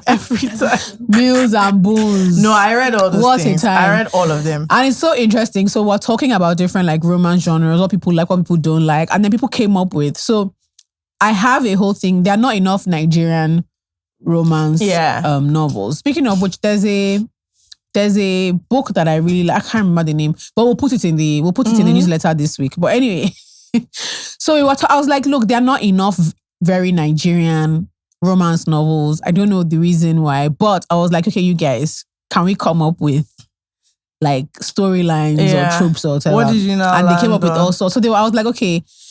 So they were like forbidden love. A lot of people like forbidden love type of tropes. So they came up with 3. The first one, they said Tinubu's daughter Peter Obi's son. First of all, at that point I said, is everybody stable here? The second like one, something. They said but that'll be sweet, yeah. I'm not like. Firstly, we will not allow it to happen. The second one, they said an imam's daughter and a pastor's son. Okay, yeah. That one is not as... No, it is a northern imam. Northern imam's daughter. Northern imam and a southern, like an Igbo pastor's son. Like an Igbo Catholic priest's son. That's crazy. Guy. That's actually crazy. Yeah. Then what else? They gave us like 4. Then another, one babe came and said, oh, she loves mafia romances. I said, okay, can we Nigerianize it? People start shouting because those are cultists. Those are cult boys. Yeah, but that story will not go far because before chapter 3, everybody don't die. Everybody don't die. So, but that was a really fun one. But this month we're reading Dream Count. I'm excited. I think that's going to be a lot of fun. I hate to say it's about the first one. You know the problem with the first one?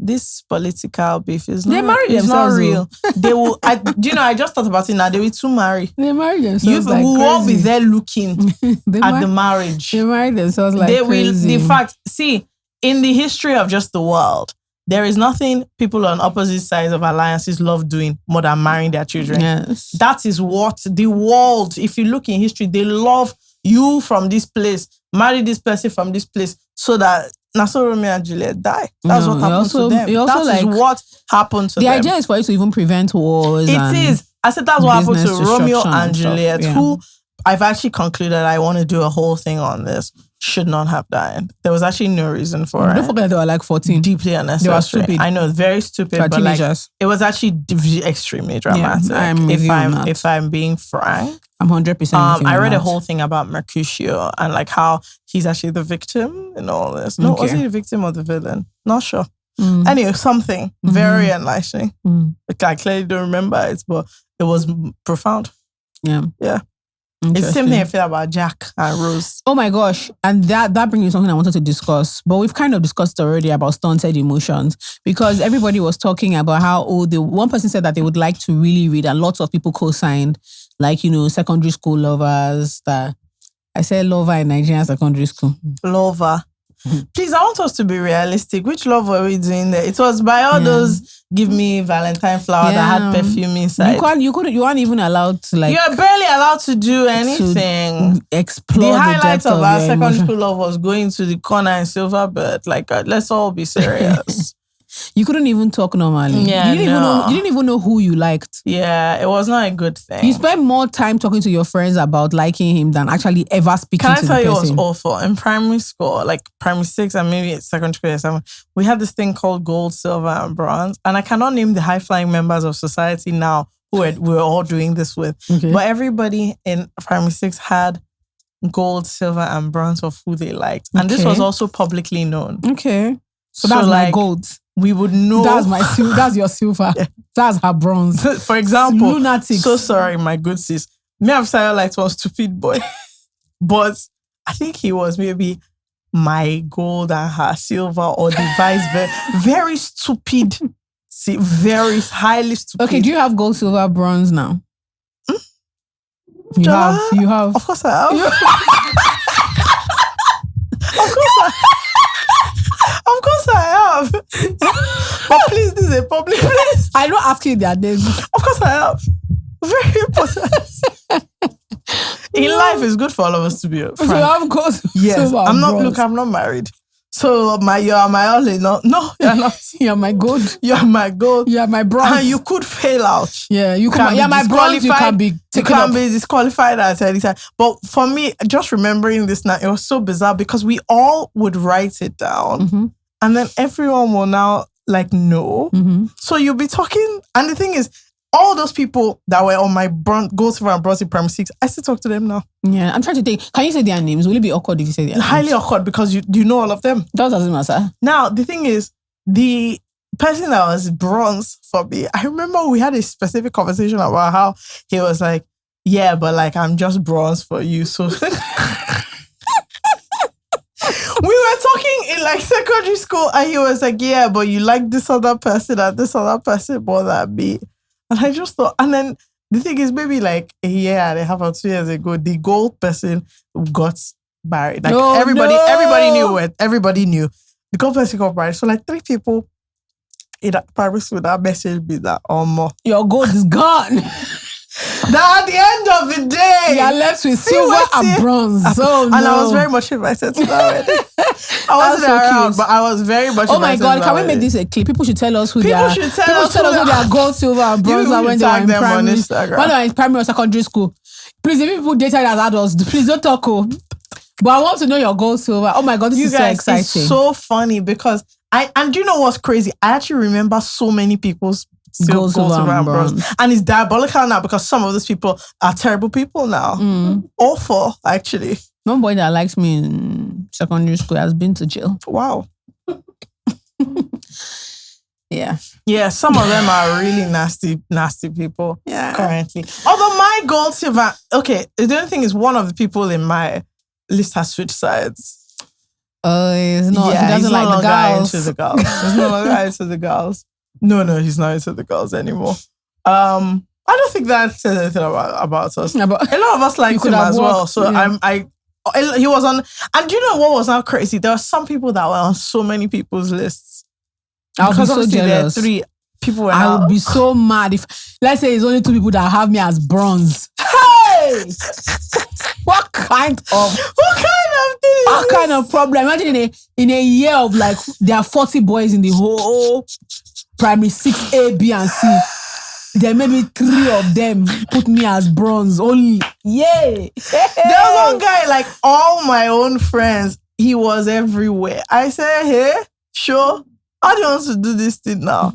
So it was really weird because then we had all these things Valentine's Day, obviously, you they did almost like a secret Santa thing where they shared it, but you now have your own, or class party, people and then we had prom. They do prom in primary school. So all these things you now have to choose. And then we also, primary school was very dumb. We also had another dynamic where this boy that was my goal that got married, he now had a thing of, he was Archie. Then we were Veronica, Betty, and Cheryl Blossom. 3 of us. You guys, I'm actually not joking. And what's worse is, I said these are all high-flying members of society. Today, you can't believe where we came from. Yes, we were all. So what was worse is, obviously the Archie comics were coming out. So each time a new one would come out, and there was now Archie and Betty, Archie and Veronica, and so anytime someone would buy a new comic, that was now the order of the day. We'll now all get so annoyed because the comic has said that Archie's with Betty and you in are real Veronica. life. Exactly. I was actually Cheryl Blossom. Okay. So the thing about me was, obviously, whenever Cheryl Blossom came into the picture, he always forgot about those other children. So that was always the case. But the problem is, Veronica will now bring one stupid edition of the comic when her and Archie are doing something. Then we now named everybody. There was Jughead. There was everybody. Fake-Kemi, please. Reggie. I'm not joking. Fake-Kemi, please. I'm so serious. After the podcast, I'll tell you who all these people are. Very crazy situation, but just imagine the rubbish we were doing. Yeah. So these were fun. But everyone was open. Why can't we do that now? Yes. Everyone was open. So, hear me. I want you to imagine with your temperament now. Someone your goal bronze. to say is bronze. You crash out stupendously. You would crash out. He's that bronze that will break on your head. You will crash Very out crazy. like crazy. But why do we do that? Because we're kids now. Yeah. And we thought it was just that simple. Yeah. The hope, because everybody was trying to give you, hoping that your goal.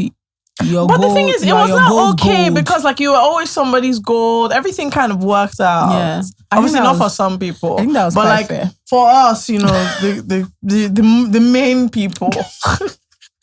Everything was sort of working out. Yeah. Others were upset. Okay, good. Yeah. You know, it's a shame. But for the main people, it all sorts of just panned out. I have something that I want to talk about before we go. And it's from the speech Timothy Shamalam Ding Dong gave about like wanting to be great. Shamalam. Okay. Charlemagne. Sure. He Chiboy. Chiboy. From the speech he gave about wanting to be great, and I have something I want to say. Okay. Particularly about like Nigerians and our attitude towards people who have to try. We judge them so hard. Why? So have you noticed how like everybody wants to claim that everything they do is effortless? Yeah. And there's a thing about how but that, like, so for instance, everybody likes the person with the natural talent. Yeah. Nobody ever really wants to be described as the one that had to work really hard for it and practice a lot. And, you know, they want like the best at it immediately. And their own thing isn't like smooth and effortless. And I think it's not just about like Timothy. And I understand it because there's nothing that guy's career tells you more than I want to be great. Like he is... Like he's going for it. He's going for things that are challenging as well. I can't wait for him to have his rom-com era because I think he's going to be great at it. Yeah. But you can tell that he's trying and there's an earnestness that he approaches his work with. But I was thinking about it in terms of how some people just... There's this thing about people who try being a bit pitiful or because they're not the ones that have the natural grace. Especially if you don't make it on like quickly in your trying. Yeah. And like, you're really, really, really, really trying. But what's bizarre is most things are like that. Yeah. Most things look, you guys, I'm sorry this podcast is on its 8th year. A lot of people behave as if, and every time I have to remind them that, do you know that we started this thing in 2017? Please stop this thing that you're saying. There's some really interesting passive comments that I'm like, if only you like knew. What? Just the idea that it's people almost like an of course thing, sure. But I don't know. Like, okay. But there's something to be said about the way we think about effort and trying.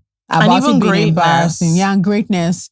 One thing I will say is I think social media has made it difficult for people to understand or conceptualize like things taking effort. Time.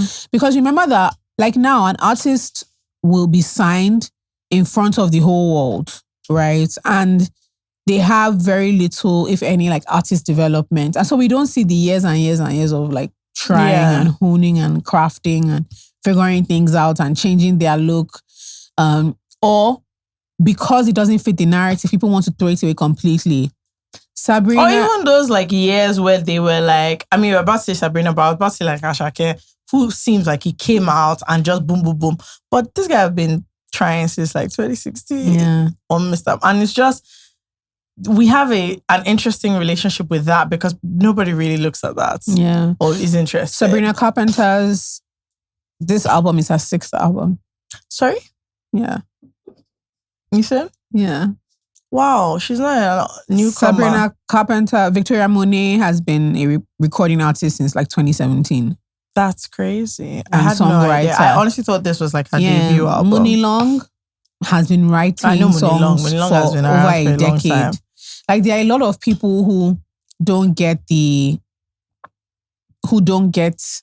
things immediately. And you can see actively, particularly in media, there's an active attempt at just acting like all those things didn't happen, because that bit where they were trying is probably not seen as a good look, for it to be obvious that, oh, we tried all these different things before we kind of had this. Even when people talk about Taylor Swift, I went to a Taylor Swift concert when I was 16. Oh, wow. Yes, 16 years ago. It was Jonas Brothers and she opened for them.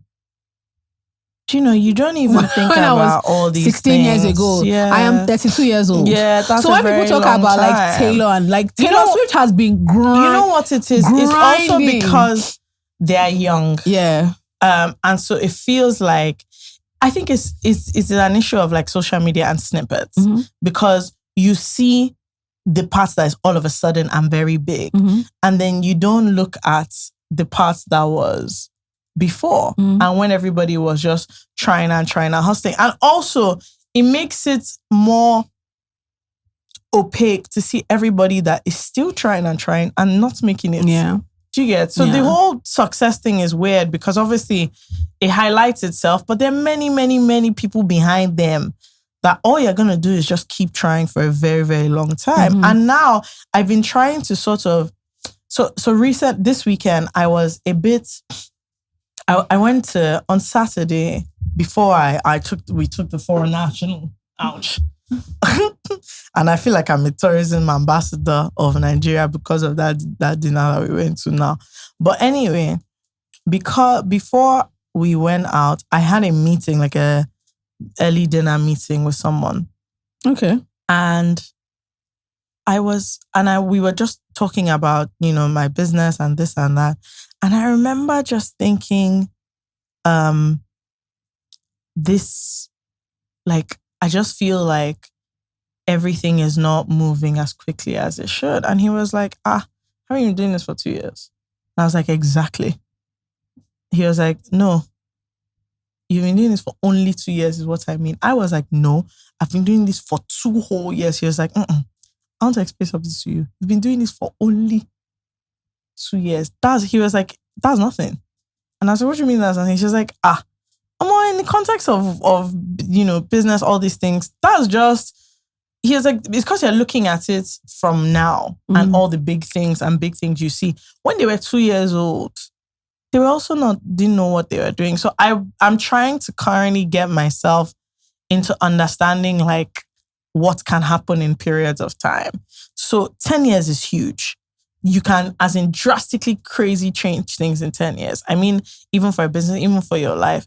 But he's like, the problem is that we want everything to fit into like 6 months or 1 year. Whereas if you actually look at the reality of even the things we're seeing, all those things that move that quickly are the anomalies.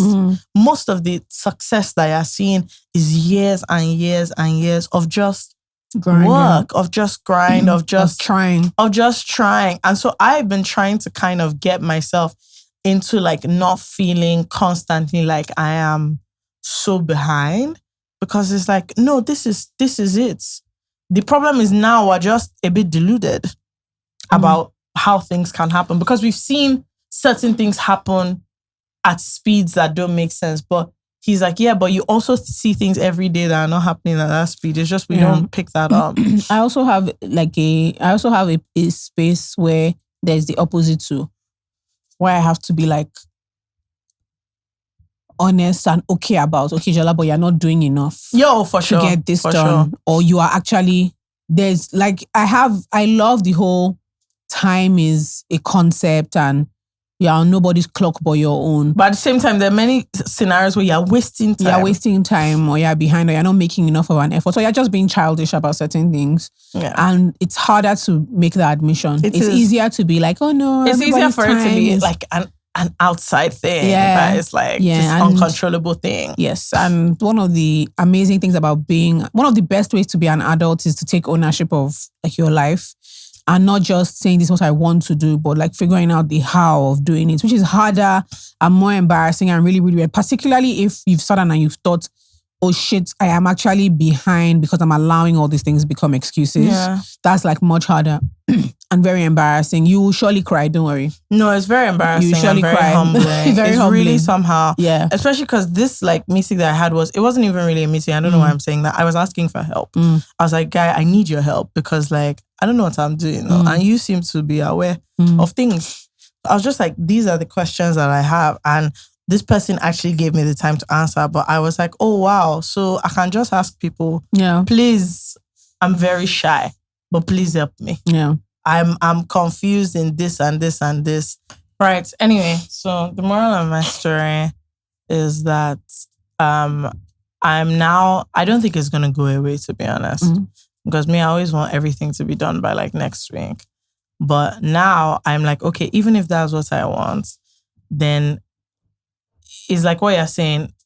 What am I even doing to even make that one happen? Forget that time is moving past. And one of the things I realized is I never asked for help. And it doesn't make any sense because like, I don't know so many things. So now it's very embarrassing to me, but I'm now just reaching out to people like, no, it's not that I want to pick you don't understand what I'm saying. I need your help badly. So it's quite interesting because people can say no.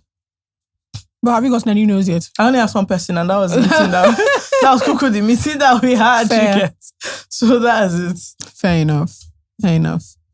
All right, I think we've gotten to the end. I don't really have anything else to say. Do I? I'm trying to think. Let me scroll through my memory bank. I have something I want to ask, but I don't know if I should ask this on the podcast. Anyway, if I shouldn't, so just remove it. So we've been talking about this membership thing. Okay, yes. Yes, and I'm very curious. You guys, this is a serious question. I'm curious about, because I was like, we have a community, so why don't we include them in the conversation? So obviously there's many things we want to do on the podcast. As you know, things cost money. This is real life. Now we want to do a thing where we have some additional extra content for people who are willing to pay for it. The normal weekly podcast will continue to be free forever and ever, blah, blah, blah. But like an extra thing, maybe once a month, twice a month that, people have Patreons or people have, like if you listen to all these Wondery podcasts, after episode 2, you cannot listen again because you have to, every time I'm always like, hey, you people want me to pay again. So behind a firewall, and then you pay once a month or whatever, and you get this additional content. I'm curious for you guys if you would do that, because the reason we haven't tried is we're just like, we're a bit nervous, a bit nervy, a bit afraid that people will not do it. We might price it out, and then people have a different perception. So I'm asking you now your thoughts on a paid membership that has additional content separate from the normal podcast, additional content, which could be an extra episode. It could be more lifestyle things, vlogs about us, more content from us that is only for you because you have done this payment. And also how much is realistic that you would 100% pay for that on a monthly basis. Yeah. So that's what I want to know. If you people can let us know the answers to that, that would be quite great. Yeah. I think that's... No, of course you could ask that on the podcast, but I think we'll do should we do a form? I think so, because I really want to know if this is a thing or not. Sometimes people try things and it's like, who sent you? So I want to know if this is going to be a who sent you situation or not, and also what is realistic. I pay for certain podcasts, to be frank. So do I. I do. I pay, in like 3 places, I pay like £5 a month on average. Yeah, exactly. So that's literally it. That's literally what I'm paying for, like 3 people's things. Yeah. And I get the extra content and I'm happy. Yeah. So, and I also get like, so there is a mix of things. So there's the extra content. There's like, if they're doing shows, you find out there's first. Early tickets, discounts, things with partners. Yeah, they're like events as well. That's just them. Gifts, things like that. So it's interesting, but I find that I'm very happy to pay for it. It's just that now that it's our own, I'm always like, people actually do that. So I don't know how we'll find out this information in a structured way. But for now, you can just let us know. All right, guys, as usual, you know what to do. Like, subscribe, share, do all the things you're supposed to do for our YouTube, wherever you find us, on Spotify, Apple Music, SoundCloud, YouTube, everything. All the places. And make sure you give us a lovely rating and leave a comment. What else is there? That's pretty much it. We'll see you next week. Bye. Bye-bye. This episode of I Said What I Said was hosted by me, Jolaye, and FK Abudu. Our producer is Debbie Romeo with assistance from Theresa Ajayi. Our social media manager is Najite Anira. Our audio is by the one and only David Kenny. And our camera assistants are Mark Uko, Pascal Ona, and Abolade Uluyede. For Carousel Network, goodbye.